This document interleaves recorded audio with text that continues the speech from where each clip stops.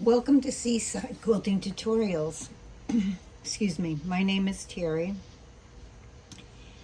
And today I'm putting together a Christmas tree table runner with just 3 of these Christmas tree blocks. And the cool thing about these blocks is that when you put them together, you get a reverse Christmas tree in the opposite color. I just thought that was really cool. And I'm kind of doing it a little bit on the fly. I don't have the exact measurements yet for the borders as far as how much yardage I need yet, but I do have it down for the Christmas tree blocks. So I've already put 2 together. I'm only using 2 colors for this table runner, just keeping it easy and keeping it simple to put together. You're more than welcome if you would like a 3rd color in here. You could put another border in. I had thought about it originally, and then after I got these 2 together and I laid out what I thought I was going to use for my borders, I wasn't really liking what I had chosen, so I'm just going to go with the 2 borders. I think that's going to make it plenty big enough for the center of my dining room table. It's not a huge table, so I think it will be good. So let's go ahead and get started. Now, before I move further, I just want to let you know that we will have kits available with the cutting instructions and whatnot available for this, which I have to put all together after I'm done making the table runner. I don't have exact measurements of all the fabric yet, but I will when we get all done. So in order to get a kit, we will have them available coming up soon on Seaside Quilting Supplies LLC on Facebook. You can go to our site, sqs.commentsold.com, or you can download our app, which is available for either Android or iPhone or the iPad. You just go to the app store of your device and search Seaside Quilting Supplies LLC and download the app, and we will be making up kits and making them available to you. So with your first kit, you'll get your cutting instructions and everything that you need to make this project. Now, I don't know exactly how Barb will do up the kits yet, so I don't want to get overly specific. I know you will absolutely have enough to make the top. I think when she does table runners, I think she does the backing and binding, but I'm not positive on that, so I don't want to tell you that, but I am telling you that you will have absolutely all that you need to make your tabletop runner. And I will let Barb decide on how she wants to make up the kits. We'll have more information on that available very, very soon. It was just a matter of me deciding on how I was going to do this tutorial. All right, so now we can get started. I need my ruler. So the first thing that you're going to do is your larger squares, you're going to take them and put them right sides together. Now I used white, and this is the vanilla cracked ice. I had just a little bit of it left, just enough really for this project, and then I'll be out of the vanilla. And this really cute Christmas tree branches, I bought this like, I don't know, a year, 2 years ago, maybe even 3 years ago. I don't remember now. Fabric comes in and goes out so fast. that I can't remember how long I've had it, to be honest with you. Sometimes I buy it with a project in mind and then I change my mind, or another project happens. I'm sure it's happened to all of you, and that's how we end up with so much fabric, or one of the ways. Okay, so you're going to draw a line diagonally from one corner to the other corner, and we're going to be making our half square triangles.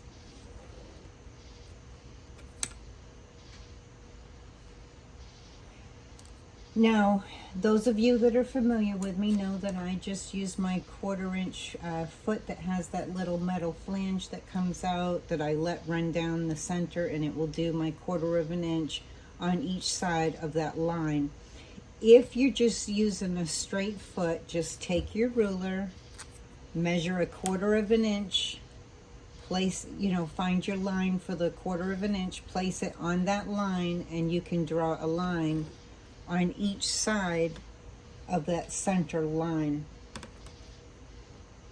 And you will not sew on that center line, you will sew on the lines on each side of that center line, and we're going to use that center line to cut. And for each one that we do, we're ending up with 2 half square triangles. Now, when I did my other 2, I did a lot of chain piecing with this project, so it went up really quick.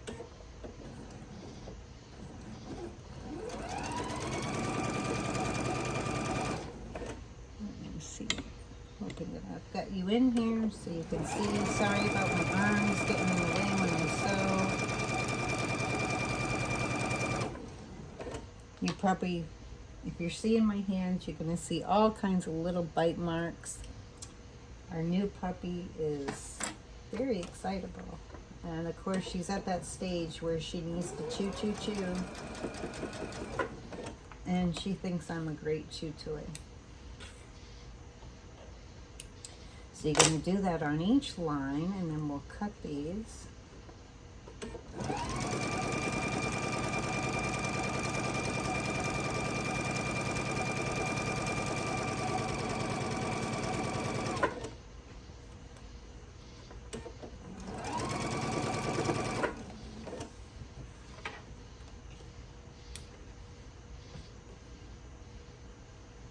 You can use a rotary cutter to cut it down on that center line, the first line that you drew diagonally, but I'm just going to use my scissors and snip all the way across that line.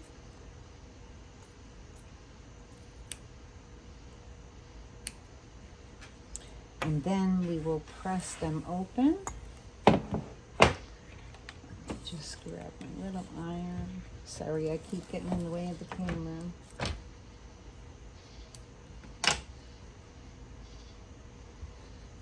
And then you'll press these open, and I just press them to the dark side. It would help if I turn my iron back on. I turned it off for a little bit because these little things, they get super hot, and I don't like to leave them running when I walk away.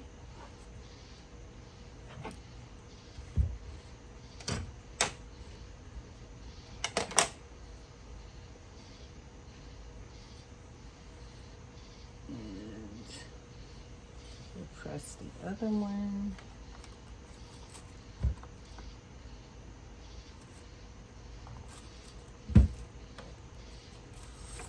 We can set that iron aside for a minute. So the next step is you're going to take your half square triangles, and I just have, I think it's what, a 5-inch square ruler that I'm using to square these up, and you'll just square them up to the size that it tells you on your instructions. And I've done my other ones, so I'm just going to do this one really, really quick, or somewhat quick. Had to find my cutting tool and double check. It's always good. Oops, and that slid on me. So hopefully I didn't mess it up. I'll see in a minute. I need to cut myself a small mat to go here because this one has hardened over years and it's not sitting level, so my ruler kind of teeter-totters back and forth on me, and quite often it slides, which messes me up. Not a good combination.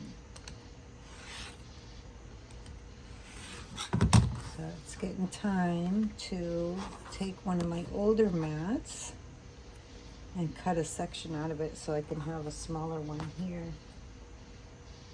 at my sewing area.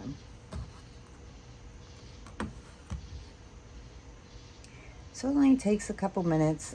You know, I usually throw an old movie on or something while I'm doing these.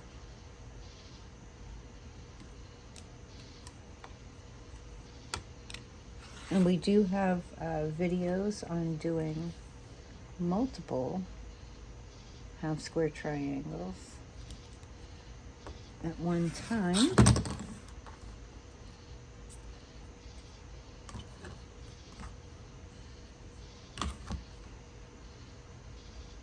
But I'm doing it the old way today.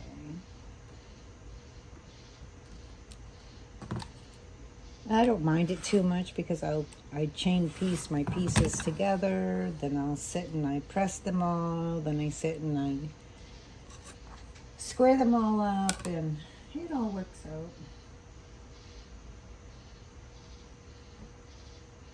So now for the most part, you'll just follow your diagram and how they're going to go together. So I can set that stuff aside. And this is basically how they're going to go together for you. So 2 half square triangles, and then 1 each of the larger rectangles is going on those sides. Then 2 more half square triangles. Get them going the right way. It's really helpful. And your rectangle in the center with the 2 smaller pieces on each end of this. And then for your bottom,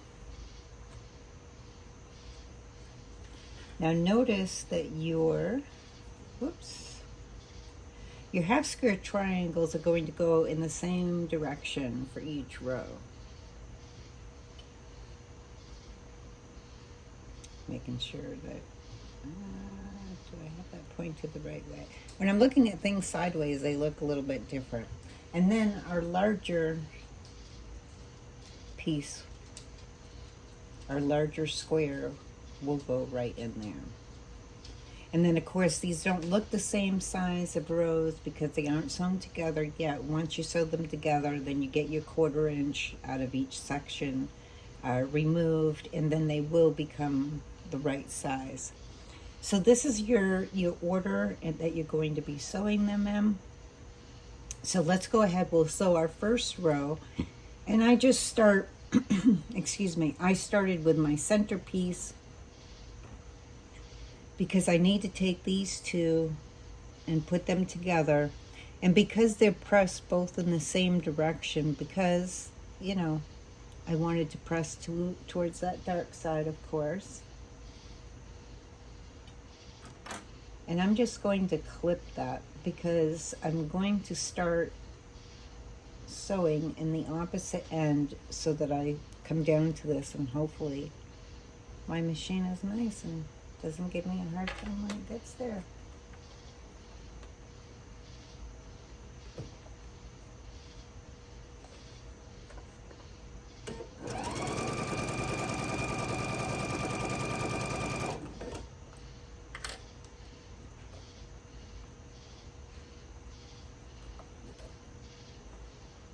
I'm just going to take a pin and I'm going to hold it right where that seam is, just to help guide it through so my fingers aren't getting close.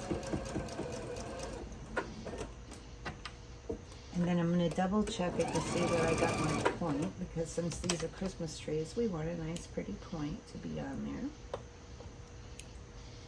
there.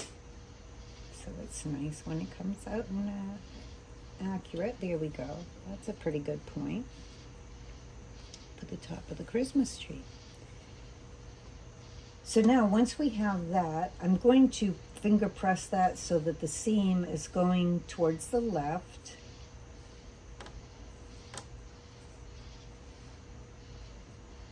Because each row we need our seams going in the opposite direction. That way they'll butt up against each other really nice. And then I'm going to take one of my rectangles and sew it on one side, and then afterward I'm going to take my other rectangle. Let me move these over so that I can have this more visual. So I'm going to take my first rectangle and I'm going to sew it onto one side, and after I sew this, and I'm using a scant 1/4 of an inch, stitch length 2.0. I keep forgetting sometimes, you know, I'm going to run into a new person that is watching me for the first time and they're not going to know that information. So for some of you, it's very repetitive. For others of you that are new to sewing, this may not be, so I don't want to leave out any steps. So once we sew this one a scant 1/4 of an inch down that side, then we're going to put this rectangle onto this side, and we will do a scant 1/4 of an inch down this side. Excuse me. I do not seem to be able to talk without being congested.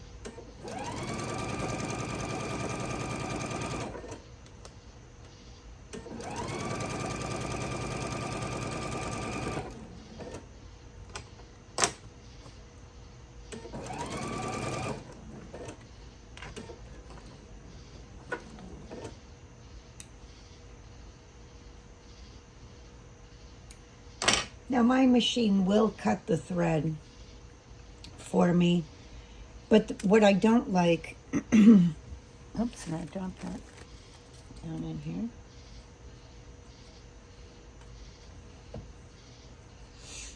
Okay, so the reason why I start with a leader piece, just some scraps.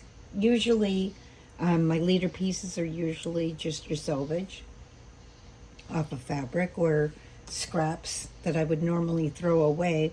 The reason being is because when I start off, I won't end up with a long thread, and it won't end up bunched up under here if I forget to hold my thread down. And when I get to the end, when I put an ender piece, which will become my leader piece for the next piece that I'm running through, it only puts a little tiny thread in there in between, instead of having, if my machine cuts it, I'm going to end up with threads this long sticking off the end that I have to come back and I have to clip them off. So even though I have a cutter on my machine, which I do use when I sew other things, but for quilting I use my leaders and enders, and it just makes it more simple and it makes it cleaner, and I don't have to come back and trim threads later. Now I did a whole video on leaders and enders and chain piecing and stuff, and using them, and how you can even make a whole quilt, excuse me, using enders and leaders, which you would understand more from watching my video.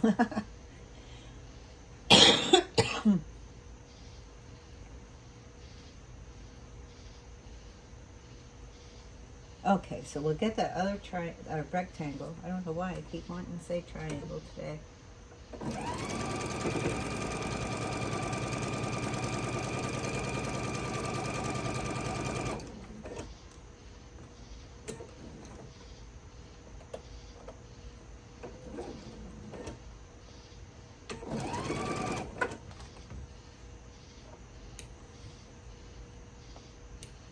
And of course I do have to clip it, but I don't know. I feel like it saves me time anyways.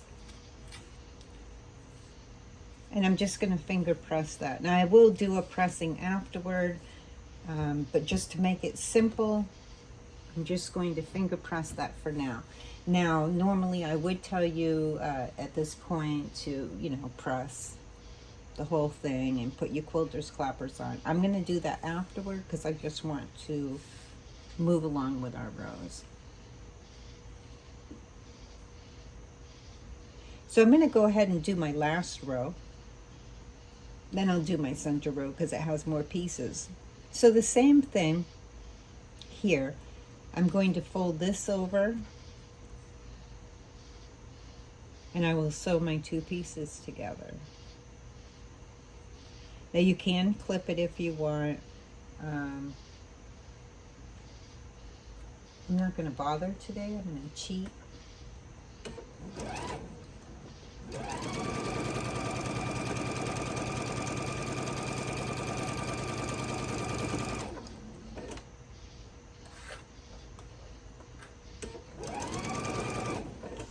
Now, like I said, I did a lot of chain piecing today.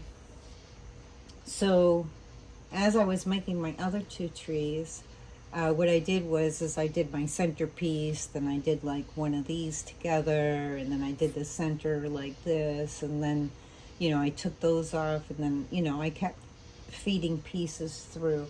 It once you get into the roll of it, these go up really, really fast if you're chain piecing.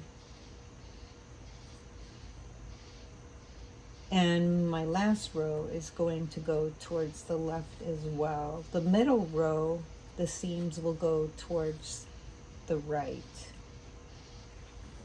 Let me make sure I get this going the right way. Okay. I don't like to use my seam rippers, so I like to double check because you've seen me. It happens.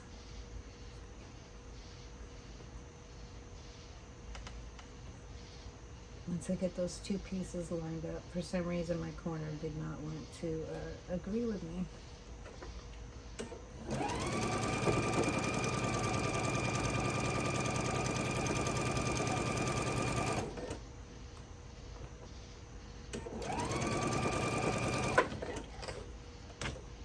Okay. So that's an easy row. And like I said, we're going to, let me see, this was supposed to go towards the left because I had this one upside down. I did not do it the right way. Okay. And like I said, I am going to press these in a minute, but I just figured I would sew all my rows together and then I'll do my pressing. And because I didn't clip like I normally do, this ended up offset just a little bit, but I'm just trying to do the tutorial real quickly and I'll take care of all that later. It will work itself out. Okay, so let me put these back so I remember how they go, and I'm just going to set this up here for now. Just double checking my fabric because it's hard to tell the top side and the back side of this fabric. And I don't know if it's the lighting or what. Okay, I'm not going to fudge with it. There we go. Kind of feeling like that is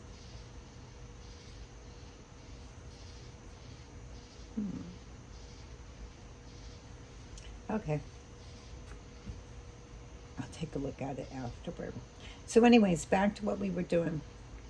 So now I'm going to take and I'm going to build this centerpiece first, and then I'll add my two ends on. So same thing like I did for up there. I'm going to put my pieces together and sew my scant 1/4 of an inch.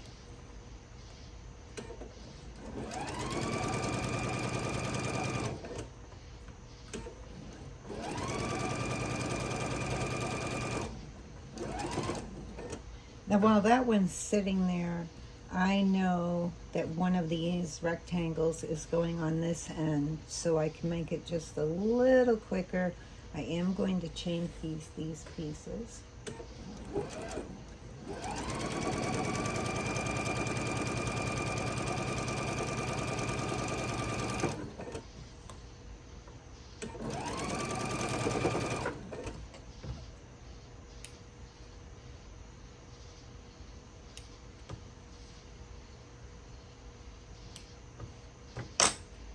And chain piecing helps you save on thread too, which is always nice.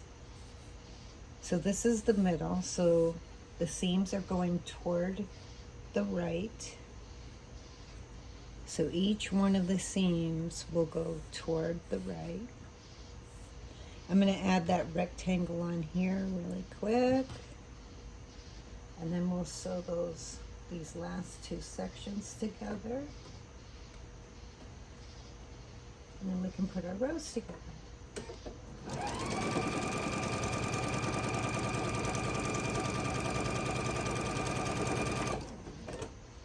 But you can see how chain piecing is would make all this so much faster. And it's already a pretty quick block to make. And the thing that I like about this too is that you could so easily excuse me, you could so easily just make one block and you could bind, do your quilting, bind it. And when you do binding, you could add tabs to the top of it, and this would be a cute little wall hanging. Let me make sure I have this. Let me see. So don't finger press it, go in the wrong direction, because I need them all going toward the right. So now sew these two sections together, and then our rows will be all done, and we can put our rows together.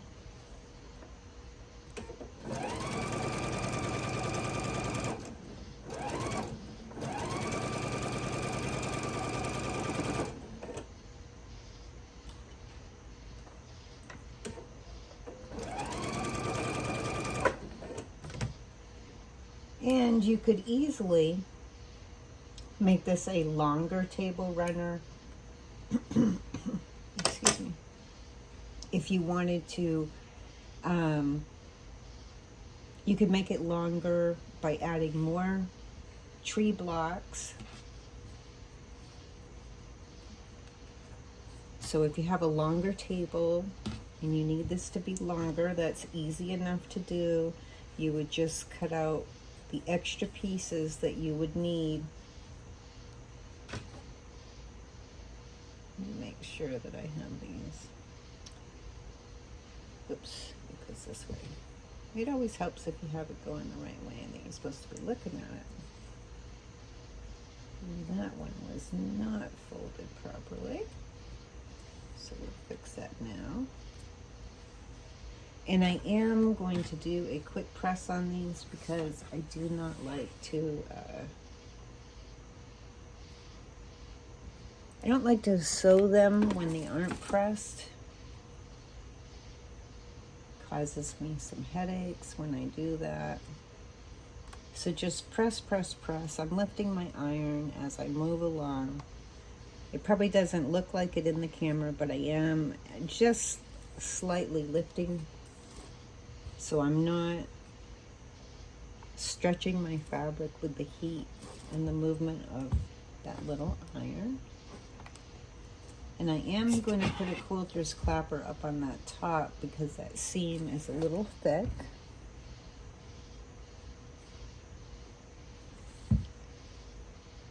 And I just think it's so much easier to sew your pieces when they've been pressed. I always press my fabric. If it's a flimsier fabric or has more stretch to it, I will starch it. So if I'm using like one of these types of fabrics, which I can't remember, I don't want to say the wrong company, and I already cut the stuff off. But say you're using a fabric made by Michael Miller, Hoffman, Kaufman, so on and so forth, and you're using that with a true batik. A true batik is stiff. It has a tighter weave, and so I want my fabrics to go together well. So I will starch my fabric, and sometimes depending on the fabric that I'm using with a batik, I will even starch it twice, which gives it just a little more stiffness, and then they sew quite well together.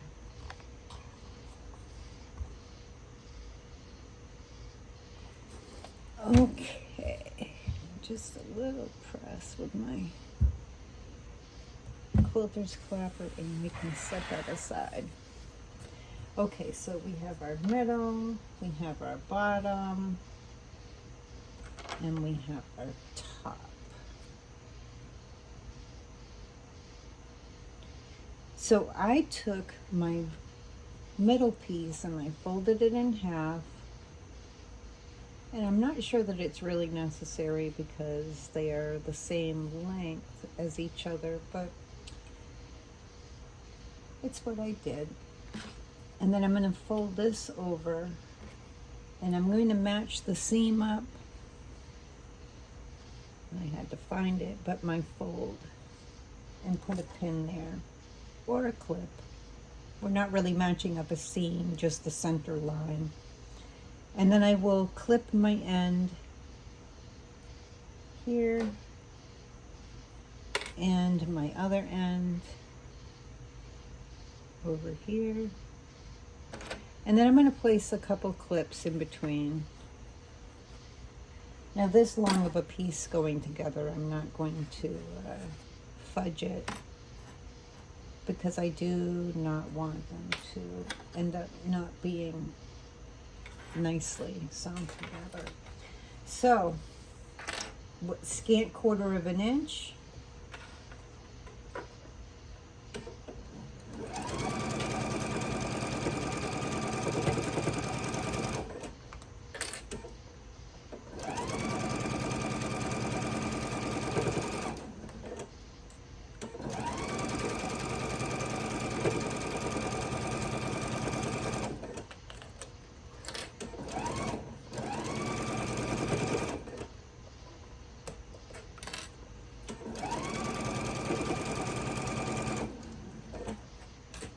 And then I just need to sew the bottom row to the center row.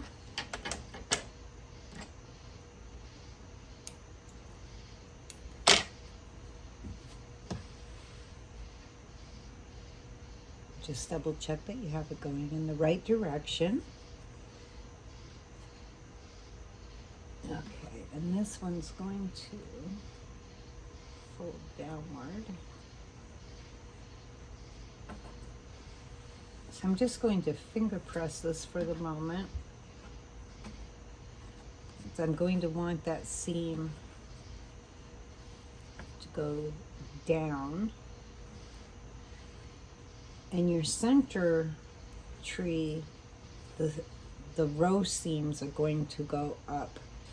That way, as you're putting your trees together, the 3 seams that you put your rows together with are going to be offset so that they'll butt up against each other nicely. Now, since this does do a reverse tree, as you put the rows together, it'd be pretty spectacular if you have a long table for the holidays, a long dining table, to have even more Christmas trees added on. And since you have a secondary pattern going on with the tree, you could do your trees like one deep color like this, and if you had another one off, like a lighter color, you could do it over here. Or I'd even seen that fabric that has the 2 pine cones, and the 2 pine cone shades, they're from the same line, and I don't remember for the life of me. They might be timeless treasures, but I'm not positive. But we've shown them just 2 or 3 lives ago or so. There were those pine cones with the Christmas fabrics, I think. I think it went with the one with the truck in the barn. And if you took the 2 shades of pine cones, I think that would be kind of interesting. Or if you had 2 shades of like tree limbs, or maybe had like one fabric that has decorations, like little bells and stuff, and then one that's like a green for your tree. That would be kind of cool. It'll be interesting. I really hope that some of you end up posting your pictures for me.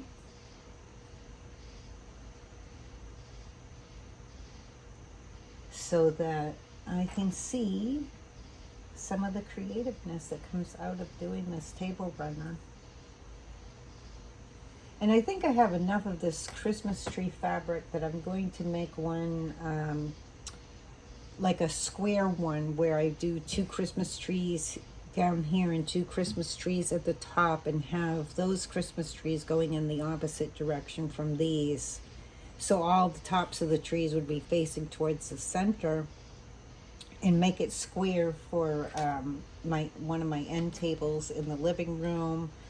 And I'm thinking that I'm going to do like a single block or maybe 2 single blocks, and put them up in my dining room, hung up on the wall as little tiny Christmas wall hangings. And then how cool would it be if we could figure out a way to put lights on the Christmas trees? I don't know, so much to think about, so much to do. And if we don't start thinking about it now, Christmas will be here knocking on the door, and we'll wish that we had made our Christmas tree table runner.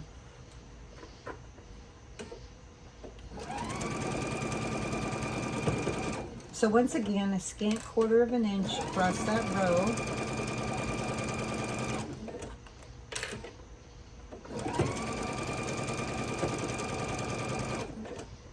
Now you'll notice I didn't bother to find the center on that bottom row.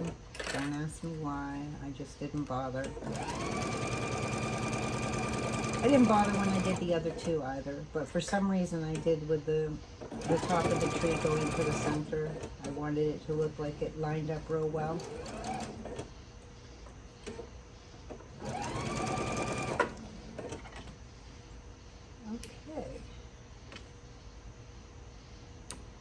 So now I'm going to finger press this seam so it's facing downward as well. The seams right in here are going to get a little thick, and that's where the quilter's clapper really comes in super handy. Is whenever you have seams that are going to be thicker.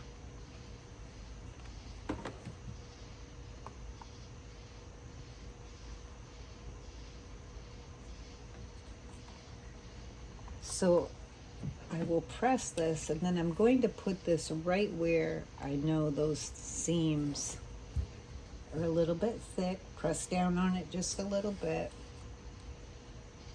Just leave it for a couple minutes.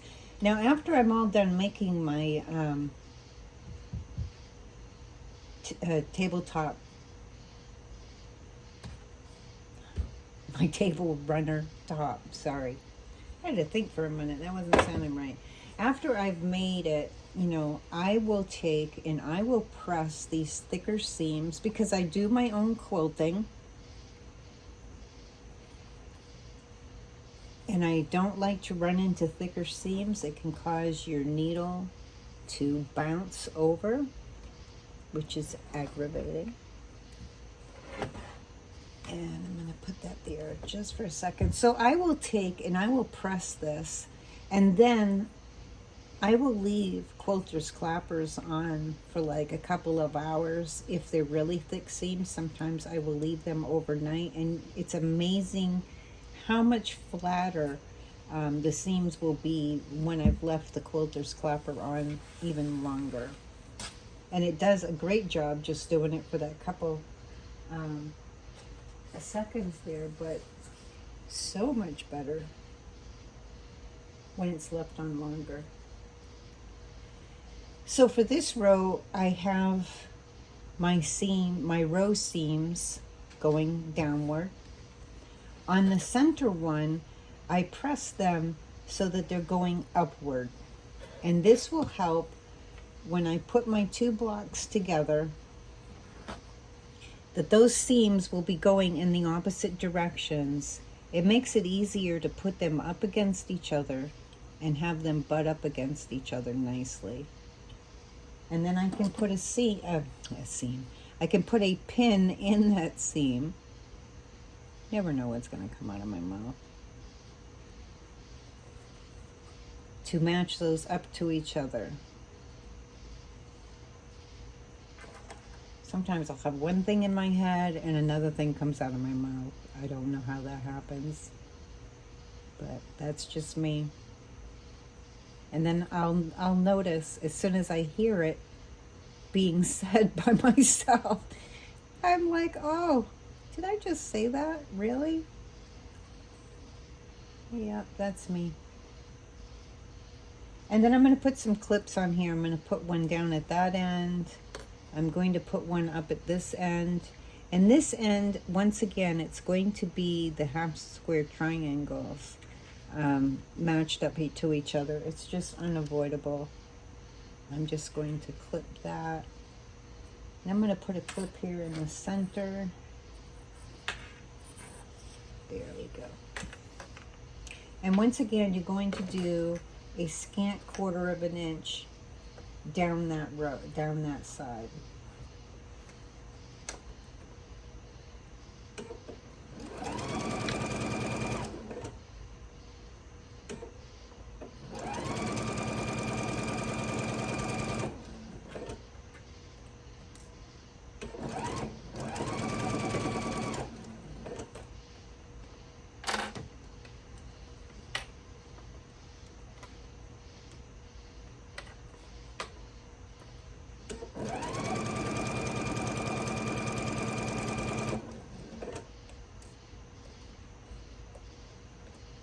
Just making sure that my raw edges are lined up well as I go.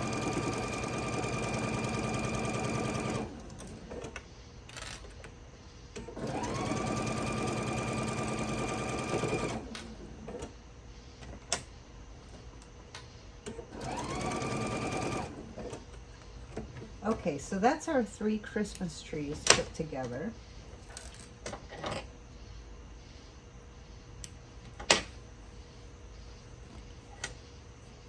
And this is the point where I like to just take it to my ironing board, and I will give it a nice press. I steam it a little bit, press it a little bit, and all that kind of stuff. Get it all looking really, really nice. Then you're going to, and this is just like how we do our borders for a quilt or anything else. And you've seen me do it on the easy panel borders. Most of the quilts that I've been doing, you've been seeing that I've been showing how to do your borders. It's very, very simple. Now I take my borders and I take my strips for my borders and I sew them into one long, however long I need them, how many ever strips I'm gonna need to be able to do my borders. And I just sew them together. I don't do the crisscross thing like on the binding. The binding, we do that because it makes a stronger, it makes it stronger, so if it was like this, it would get a lot of tug and pull. That's why the crisscross for the binding is nicer. I don't like the looks of it for a border. I just feel like it makes it, the stitching stand out more, so I just do the up and down. And I'll do that for as many strips as I need. Then what I will do is I will take and I will measure, whether it be a quilt or a table runner. I don't go by what the book tells me it measures because I've sewn it. And if you're not using a scant 1/4 of an inch, yours is going to be a different size than mine. It's just the way that it is. Every machine is individual. And so you have to find your true 1/4 of an inch. And if you watch my scant 1/4 of an inch tutorial, you'll understand what I mean. I have to move my needle over twice so that I get my scant 1/4 of an inch, so that I'm getting a true 1/4 of an inch. And you'll understand that better if you watch that other tutorial on the scant 1/4 inch. Just search scant 1/4 of an inch on our channel site and it will pop up for you. So I'm going to measure this, and since it's a table runner, typically on a quilt I will do my sides first and then I will do the top and bottom.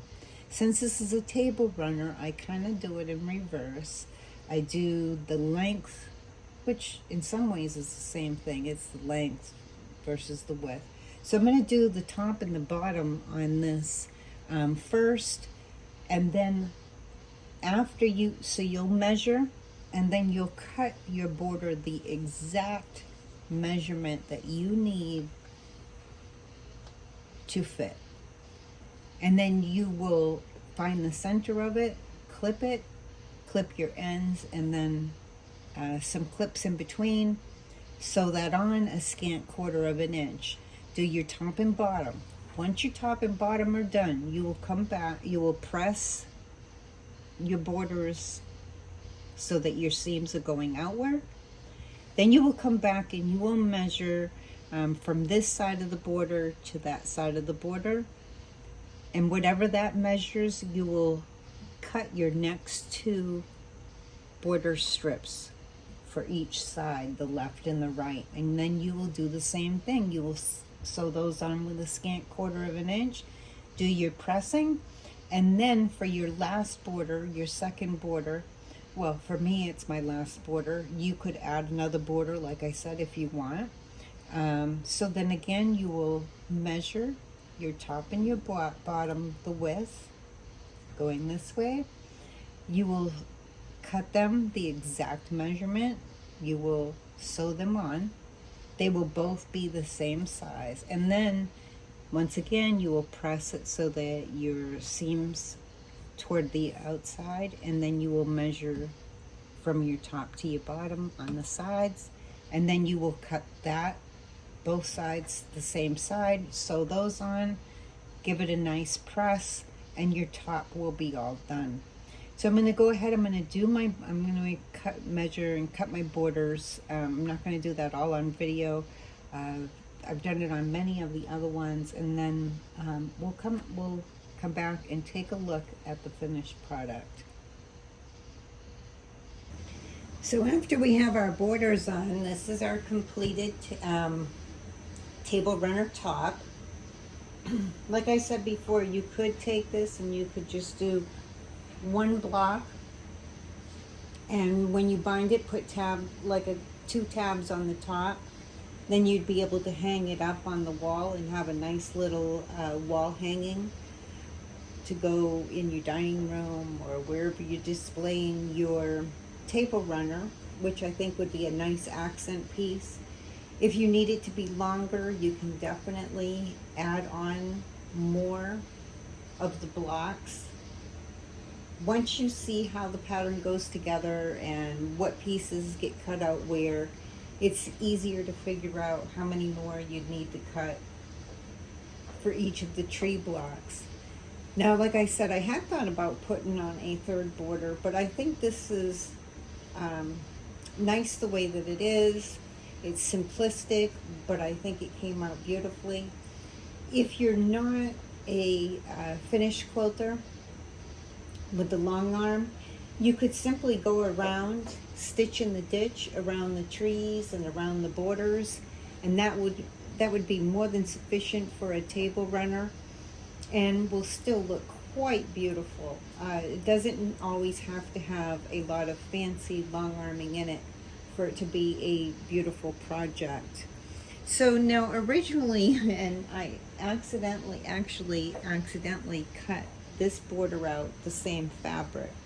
My original idea was that I was going to use this for my border. And had I used this for my border, I possibly would have put in a third border in between the two and added the red.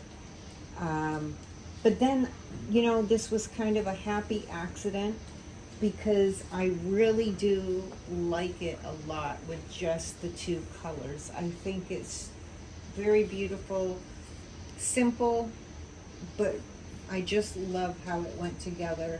I'm really going to enjoy this come the holiday season, and I'm going to make some more pieces. I am going to make one that's square where I would just make two blocks for this part and then two more, and I would have the tops of the trees facing each other.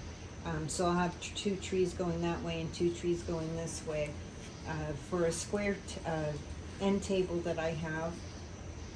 So I hope that you've enjoyed this tutorial. We will have kits available that will be based on the two colors.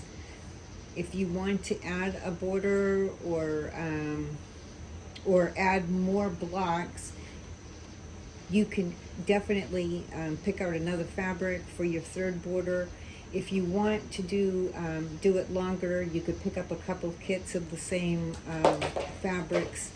But once you have the pattern, you'll be able to adjust it to your needs and decide to do it however you want. So your kit will come with your top this way with the 3 blocks and the 2 borders, and your cutout instructions and everything that you need to be able to do your top. I'm not sure how Barb is going to do them. I'm doing this ahead of time from her setting up the kits, just because I needed to figure out the exact amount of fabric that we were going to need for the trees and the tree blocks in the 2 borders. And from there, she can decide how she's going to do up the kits. That's not my part. So anyways, that's what we have for this time. We have the cathedral window pillow top coming soon. We have, let me see, we have some wall hanging little bags coming up.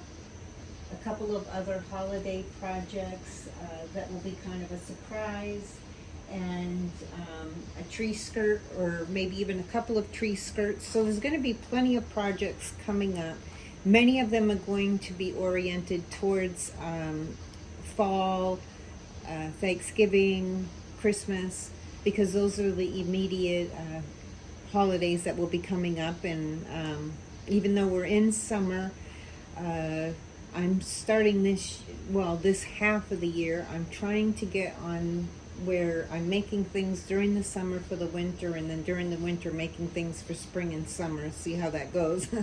I always say that every year, and so far I haven't accomplished it, but maybe I have a chance this year, so we'll see what happens. Okay, until next time, I wish you happy sewing.